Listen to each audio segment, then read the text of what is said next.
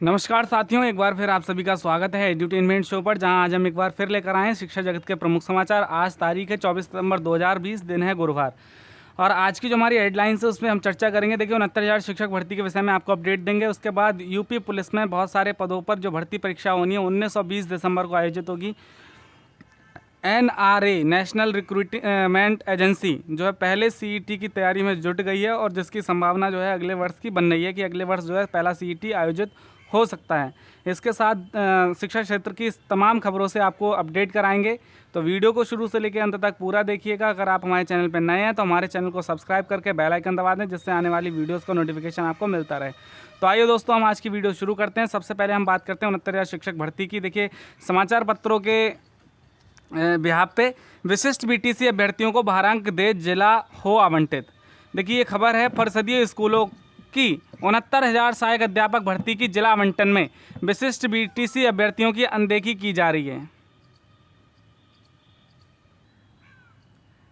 उन्होंने प्रशिक्षण योग्यता विशिष्ट BTC के कॉलम 5 को ही भरा है और कार्यरत शिक्षा मित्र का स्पष्ट उल्लेख किया है। इसके बाद भी उन्हें भारांक का लाभ नहीं दिया गया।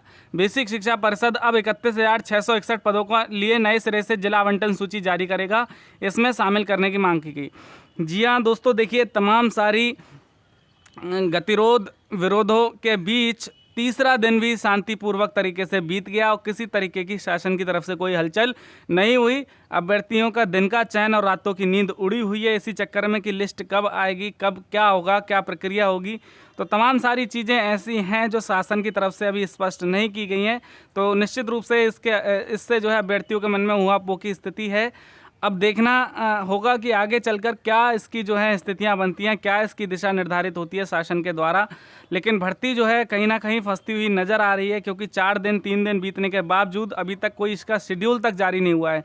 लिस्ट तो दूर की बात है। तो तमाम सारे जो हैं IA और एप्लीकेशन के माध्यम से लोग कोर्ट और तमाम सारे अधिकारियों से मिल रहे हैं कि इस भर्ती प्रक्रिया को अभी ना होने दिया जाए, पूरी चयन सूची का एक साथ किया जाए। लेकिन कहीं ना कहीं इससे जो है अभ्यर्थियों में दो फांट पड़ गई हैं और एक जो वर्ग है वो भर्ती कराने की मांग कर रहा है और दूसरा वर्ग जो है भर्ती को रोकने की मांग कर रहा है। तो निश्चित रूप से कहीं ना कहीं इसमें शासन जो है चीज़ों को स्पष्ट ना कर रहा है। इसकी वजह से जो है अभ्यर्थियों के बीच में ऐसी स्थितियां उत्पन्न हो गई हैं। तो शासन से जो है जल्द से जल्द ऐसी आशा और प्रार्थना है कि जल्द से जल्द सूची जारी करें, कार्यक्रम जारी करें और अगर भर्ती प्रक्रिया नहीं करनी है तो उसके विषय में भी अवगत कराएं, तो जिससे जो अभ्यर्थियों का मानसिक शोषण है, मानसिक अवसाद की स्थिति है, उससे बाहर आ सकें। और इसी में जो है देखिए विशिष्ट BTC वाले अभ्यर्थियों को देखिए इसमें जो है मांग की गई है कि उन्हें पिछली जो चयन सूची थी उसमें विशिष्ट BTC वाले अभ्यर्थियों को भारांक नहीं दिया गया था। तो एक बार जब फिर चयन सूची बनने की बात आ रही है तो ऐसे में अभ्यर्थियों ने मांग की है कि जिन्होंने विशिष्ट BTC किया है उनको भारांक देकर चयन का मौका दिया जाए इस नई सूची के माध्यम से। देखिए, परिषद के प्राथमिक स्कूलों में 69,000 शिक्षक भर्ती के लिए कुछ अभ्यर्थियों ने लिखित परीक्षा के आवेदन में प्रशिक्षण योग्यता विशिष्ट BTC के कॉलम 5 को ही भरा था।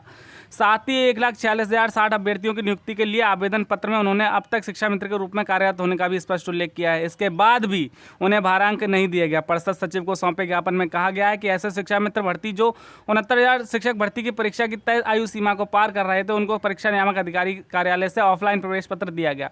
साथ ही प्रशिक्षण योग्यता का कॉलम भरने पर भारांक भी दिया गया है। लेकिन ऐसे अभ्यर्थी जो भर्ती परीक्षा की तय आयु सीमा के अंदर हैं उनको प्रवेश पत्र तो ऑनलाइन दिए गए लेकिन भारांक नहीं दिया गया। इससे वे चयनित नहीं हो सके। इस बार जिला आवंटन में ऐसे अभ्यर्थियों को भारांक देकर जिला आवंटन किया जाए। तो निश्चित रूप से तमाम सारी एक दो नहीं तमाम सारी ऐसे लूप होल्स इस भर्ती में छोड़े गए हैं जिससे भर्ती का पूरा होना जो है बहुत जल्दी प्रतीत नहीं होता। तमाम सारी इसमें विसंगतियां हैं, तो पहले उनको दूर करना होगा। और जो है निश्चित रूप से जो 1 हफ्ते का जो योगी जी ने समय दिया या कहते हैं कि वायदा किया, निश्चित रूप से वो अब पूरा होता नहीं नज़र नहीं आ रहा है। तो ऐसे में जो है अभ्यर्थियों का चिंतित होना लाजमी है और सरकार जो है इस चीज़ पर मंथन करे कि कहाँ कमियां रह गई हैं और किस कारण से जो है सूची या फिर जो प्रक्रिया आगे नहीं बढ़ पा रही है। बढ़ते हैं अगली खबर की तरफ। देखिए, गरीब सवर्णों को भी उम्र में मिल सकती है छूट। देखिए ईडब्ल्यूएस की बात हो रही है यहाँ पे। सामान्य वर्ग के आर्थिक रूप से पिछड़ों को आरक्षण का लाभ देने के बाद सरकार अब उन्हें सरकारी नौकरियों की उम्र में भी छूट देने की तैयारी में है। यह ओबीसी का समान करीब 3 साल की हो सकती है। सामाजिक न्याय एवं अधिकारिता मंत्रालय ने लंबे विचार विमर्श के बाद कार्मिक मंत्रालय को फिर से चिट्ठी लिखकर इस पर जल्द फैसला लेने का अनुरोध किया है। उम्मीद है कि बिहार चुनाव से पहले इस पर फैसला कर लिया जाए। निश्चित रूप से देखिए जो है ईडब्ल्यूएस के अभ्यर्थियों ने ये मांग की है कि उनको उम्र में भी छूट दी जाए कुछ ना कुछ, और इसको जो है उन्होंने ऊपर तक भेजा है। अब देखिए निश्चित रूप से इस पर कुछ ना कुछ संज्ञान लिया जा सकता है और उनको भी जो है उम्र में छूट मिल सकती है 3 वर्ष की ओबीसी की तर्ज पर। आगे बढ़ते हैं। देखिए यूपी पुलिस में 5805 पदों पर भर्ती के लिए परीक्षा 19-20 दिसंबर को।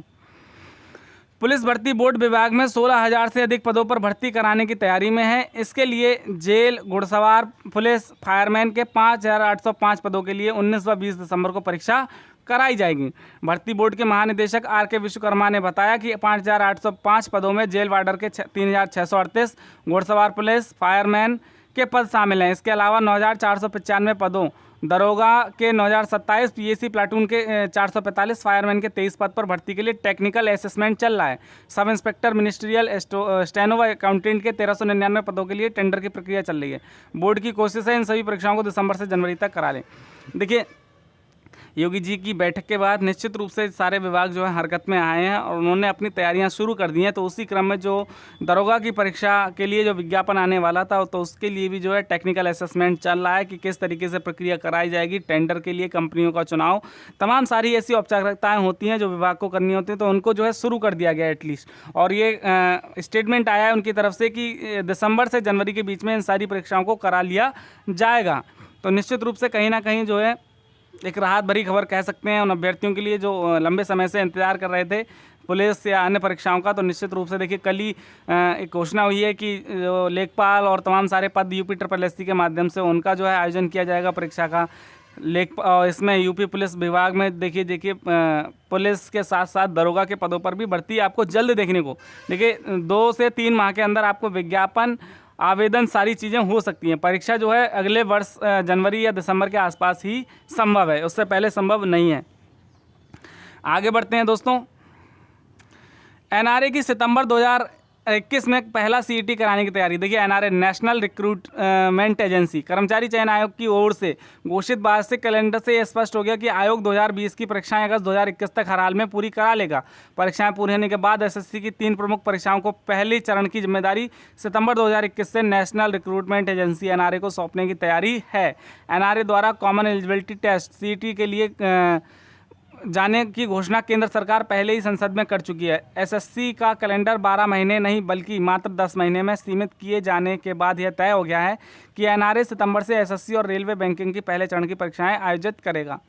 देखिए सीईटी की परीक्षा जो है एक स्क्रीनिंग परीक्षा है और निश्चित रूप से ये सारे सारे तो अभी नहीं है, इसमें 3 विभागों को शामिल किया गया जिसमें एसएससी, बैंकिंग और रेलवे, 3 इन विभागों की परीक्षा जो है कराई जाएगी सीईटी के माध्यम से, जिसमें देखिए प्रारंभिक परीक्षा किसी विभाग में नहीं होगी। आपका जो सीईटी का रिपोर्ट कार्ड होगा उसके आधार पर आप 3 साल तक किसी भी परीक्षा के मुख्य परीक्षा में बैठ सकते हैं।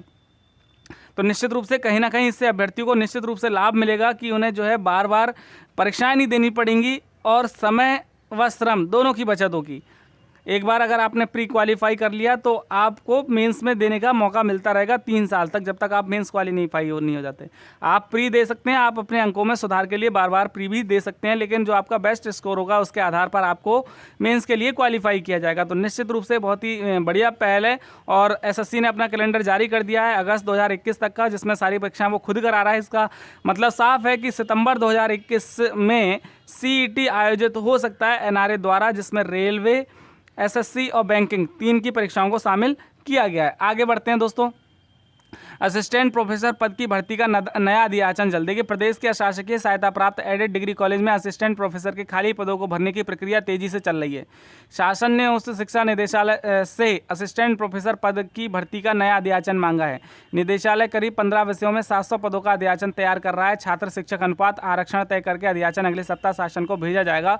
संस्तुति मिलने पर भर्ती निकाली जाएगी। देखिए निश्चित रूप से पदों का अधियाचन मांगा गया है, तो कहीं ना कहीं जो विभाग है वो अपनी भर्ती की तैयारियों में लग गया है कि जैसे ही अधियाचन आए उसको शासन को प्रस्ताव भेजिए और शासन से मंजूरी मिलने के बाद भर्ती प्रक्रिया को शुरू किया जा सके। और जो है बहुत राहत भरी खबर है जो भी अभ्यर्थी इस की तैयारी कर रहे हैं। देखिए आगे बढ़ते हैं।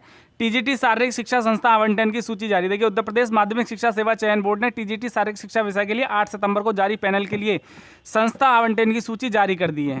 प्रवक्ता संस्कृत का संशोधित परिणाम जारी।